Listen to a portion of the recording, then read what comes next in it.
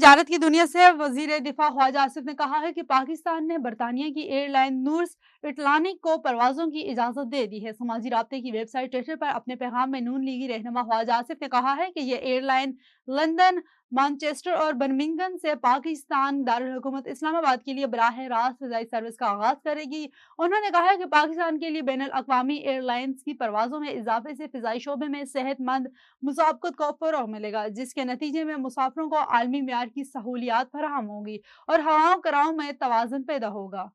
पाकिस्तान ने बरतानवी एयरलाइन के बाद बांग्लादेश की बिमान एयरलाइन को भी बराह रास्त परवाज़ों की इजाज़त दे दी। सिविल एविएशन अथॉरिटी के मुताबिक बांग्लादेश के बिमान एयरलाइन को ढाका कराची की बराह रास्त परवाज़ों की इजाज़त दे दी गई है। बिमान बांग्लादेश एयरलाइन को 3 माह के लिए 30 मार्च तक परवाज़ों की इजाज़त दी गई है। इस दौरान बांग्लादेशी एयरलाइन को मंजूर शुदा रूट के ज़रिए पाकिस्तान की फ़िज़ाई हदूद इस्तेमाल की इजाज़त होगी। नए साल के आगाज पर मुस्बत रुझान के बायस पाकिस्तान स्टॉक मार्केट एक बार फिर तारीखी बुलंदियों को छू गई है। कारोबारी हफ्ते के चौथे रोज भी कारोबार के आगाज पर स्टॉक एक्सचेंज में जबरदस्त तेजी रिकॉर्ड की गई है।